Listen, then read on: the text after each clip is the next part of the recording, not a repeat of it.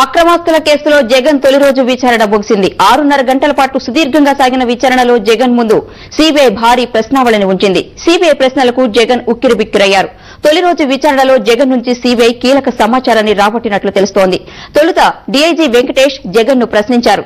Lunch break తర్వాత JD Lakshminarayana ప్రశ్నల వర్షం కురిపించారు. జగన్ కంపెనీలో నిధుల ప్రవాహంపై సీబీఐ ఆరా తీసింది. జైళ్ల శాఖ ఐజీ కార్యాలయంలో ఉదయం 10:30కు మొదలైన విచారణ 5 గంటల వరకు కొనసాగింది. విచారణ తర్వాత జగన్ ను చెంచల్గూడ జైలుకు తరలించారు. మరో 4 రోజుల పాటు జగన్ ను సీబీఐ విచారించనుంది.